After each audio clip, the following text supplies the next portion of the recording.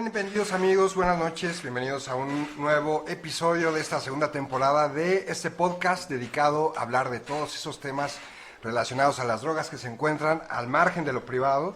Y me da mucho gusto presentar el episodio de hoy debido a que vamos a hablar de un tema que me parece muy interesante, particularmente porque es una familia de temas, digamos así, que no se suelen tocar cuando hablamos de política de drogas, y este es un programa dedicado a hablar de política de drogas, pero tengo aquí como invitado a un especialista de estos temas, que estamos hablando de la psiconáutica. Si han escuchado, supongo que la mayoría de ustedes, este término, pues tenemos hoy para platicar de ello aquí a una de las personas que más se dedican a ello en México, muy activo en los últimos años, Ibrahim Gabriel. Bienvenido, Ibra. Gracias, Aldo. Una tarde fría, lluviosa en la ciudad, pero aquí muy contentos de recibirte, Ibrahim. Ibrahim es, bueno, además, digamos, para dar un poquito rápido tu semblanza, es psicólogo, eres comunicólogo, eres parte de esta organización ya muy conocida en México llamada Mindsurf. Así es. Que se dedican a temas relacionados a la psiconáutica, al psicoactivismo, que es otro de los temas que vamos a tocar. Porque si bien vamos a hablar de psiconáutica, que es lo que se relaciona al uso de sustancias, la exploración de la conciencia, ya nos vas a hablar con más detalle, pero también vamos a tocar, digamos, esa coyuntura o esos puntos que existen entre la psiconáutica y la política de drogas, que es lo que denominaremos como psicoactivismo. Y también es algo que hacen ustedes mucho en Mindsurf y en otros proyectos en los que colaboras, como Vía Sinapsis, esta organización dedicada, y entre otras actividades realizan el ya clásico Congreso Universitario sobre Sustancias Psicoactivas, que sí, ya está cerca de suceder, de la UNAM, de la Facultad de Filosofía y Letras, junto con, no voy a olvidar a nadie, pero junto con Héctor, con Oneiros y con Osiris, Jacinto, Osiris, Fernando Huesca, Valfer, Gerson, todo un Eros, Gerson, todo sí, un ejército sí, de psicoactivistas. Sí, un buen equipo. Y bueno, nos vas a platicar también de este congreso que se acerca al final cuando demos los anuncios parroquiales. Claro.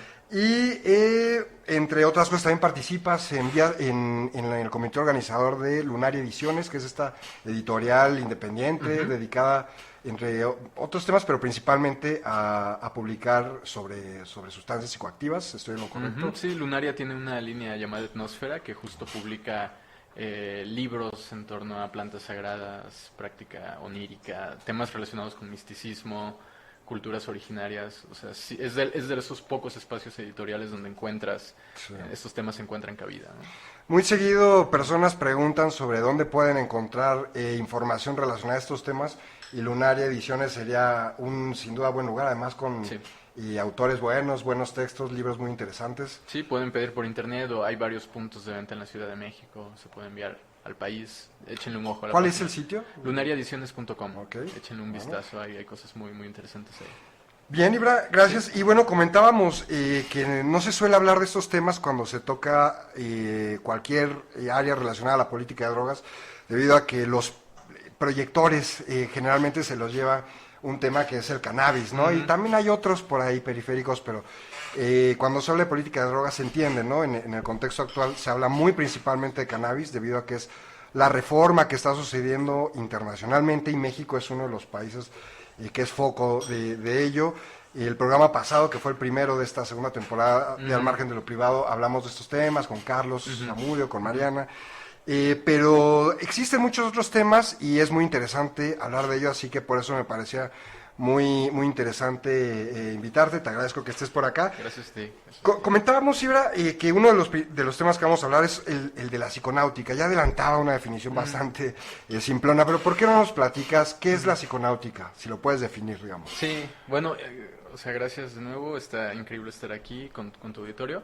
De entrada creo que, o sea, antes de una definición como académica, digamos, del tema, creo que es súper pertinente hablar de esto porque justo lo estás viendo como un tema integrado a política de drogas. Es decir, política de drogas es visto como la parte práctica, ¿no? O sea, la parte que busca realmente cambios tangibles en la manera en la que nos relacionamos con las sustancias a nivel social. Y la psiconáutica, a mi forma de entenderlo, es la base filosófica es básicamente el porqué de la política de drogas. Es decir, la psiconáutica parte de un principio filosófico, digamos, que es la libertad cognitiva, ¿no? El hecho de que todo ser humano tiene el derecho total a modificar su conciencia de la manera que crea conveniente, con la sustancia, con la tecnología, con el medio que crea conveniente, haciendo como este compromiso, digamos, de no dañar a terceros, ¿no? Como decía, esto que decía Escotado, ¿no? Hablar de la libertad como algo que iba como de la piel hacia adentro, ¿no? Como detectar tus límites. Y el hecho de que ninguna entidad, autoridad, persona, nada ni nadie puede negarte el derecho o la capacidad de modificar tu conciencia. Una vez que se acepta ese principio, el prohibicionismo y toda esta idea normativa fascista, digamos, sobre el tema de las sustancias, deja de tener sentido. Entonces a mí me parece pertinente traer la psiconáutica al contexto de la política de drogas, porque justamente nos hace voltear a ver este derecho fundamental, inalienable, de explorar la conciencia. Lo que ocurre cuando exploras la conciencia ya es otro tema que también es súper interesante, porque está lleno de una fenomenología que tanto estudia la ciencia de forma moderna, que estudia la psicología junguiana o la psicología transpersonal, pero que también estudian las escuelas místicas de la antigüedad, ¿no? O sea, tradiciones esotéricas, tradiciones de culturas originarias, incluso tradiciones místicas, ocultistas. Todos estos fenómenos súper raros tienen cabida dentro de la fenomenología que le ocurre a los psiconautas, que es básicamente la idea de explorar otros niveles de conciencia a través de la modificación de la conciencia, lo cual por supuesto que implica el uso de sustancias, pero también el uso de no sustancias, ¿no? Como técnicas de respiración pueden modificar tu conciencia, técnicas muy avanzadas de meditación también pueden afectar la conciencia. Entonces existen diferentes vías y al final de lo que hablamos es de que estos medios finalmente generan modificaciones a nivel de neuroquímicos, lo cual produce el acceso a estos extraños fenómenos, mundos, etcétera. Y justo vinculándolo con política de drogas, ¿opinas tú, Ibra, que, bueno, si bien como nos comentas, la psiconáutica es la exploración de la conciencia a partir de diferentes recursos, medios, herramientas, y uno de ellos es las sustancias? ¿Consideras tú que desde que la prohibición, el sistema, digamos, el sistema mundial conocido como prohibición, sistema internacional de control de drogas, cuando triunfa en Occidente básicamente, ¿consideras que es un momento de oscurantismo para la psiconáutica con sustancias en Occidente en particular? Claro, totalmente. Y el tema es que también se hicieron muchas cosas mal. O sea, toda la época de Timothy Leary, o sea, hubieron cosas que no se gestionaron de la manera en la que se tenían que haber hecho. Y hubo un desborde y un mal uso de los psicodélicos, y eso aunado a toda esta estigmatización que hubo por parte de los medios de comunicación, toda la agenda política que tenía Nixon y que después Reagan pues también fortaleció. Entonces todo eso generó un bloqueo, hizo que los últimos centros que estudiaban y que investigaban psicodélicos cerraran a inicios de los 70s. Y a partir de ese momento fue interesante lo que pasó con la psiconáutica, porque dejó de ser campo de científicos y de pronto empezó a ser el campo como de personajes de la cultura pop.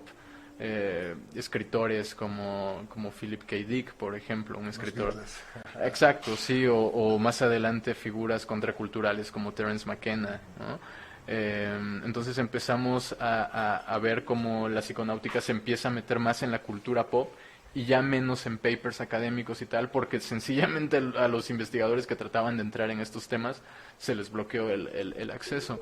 Entonces, por supuesto que fue una época de oscurantismo que duró hasta inicios de los 2000, que se reactivó la investigación psicodélica con psilocibina particularmente, y desde entonces ha habido todo este boom que le llaman el renacimiento de la ciencia psicodélica, que es algo que hace 10 años era impensable, y quizá en un momento más adelante vamos a hablar de esto, ¿no? Pero hoy en día hay infinidad de centros de investigación, sobre todo en Europa y en algunas universidades de Estados Unidos, que ya directamente están trabajando con estos temas, y mientras tanto en México seguimos con una política de drogas súper anticuada, que no considera el potencial benéfico y las múltiples aplicaciones que tienen los psicodélicos, las psicotecnologías, como se le llama dentro de la psiconáutica, las psicotecnologías, como potenciales transformadores de la conciencia y de la conducta, etcétera. Ibra, y sobre este tema de la relación que hay entre la psiconáutica y los psicoactivos, en términos de sustancias, ¿podríamos considerar que cualquier sustancia psicoactiva permite la exploración psiconáutica? Porque digo, es común pensar en la psiconáutica como, o aquel psiconauta como el usuario de drogas psicodélicas, como decías, por ejemplo, se puede malinterpretar a consumidor de drogas, hongos, por ejemplo. Entonces, esa es la pregunta. Hablabas, por ejemplo, de los hongos, sí, etcétera, pero se puede abarcar sustancias, por ejemplo, sí, ya sabes, las estigmatizadas. Un usuario de cocaína podría ser considerado un psiconauta. Es súper interesante que hagas esta pregunta porque, o sea, por lo regular eso me lo encuentro muy seguido. O sea, hay gente que, incluso alguna vez me encontré por ahí un meme que definía al psiconauta como un drogadicto con aspiraciones espirituales, una cosa así, ¿no? Y se puede entender psiconauta en ciertos círculos como un sinónimo de consumidor de drogas. Y no, o sea, para clarificar esa parte, lo que vuelve diferente y lo que hace que se vuelva más entendible todo este concepto de psiconauta y de psiconáutica es que en principio el psiconauta explora la conciencia por cualquier medio, interno o externo, siempre y cuando siga una metodología en primera persona.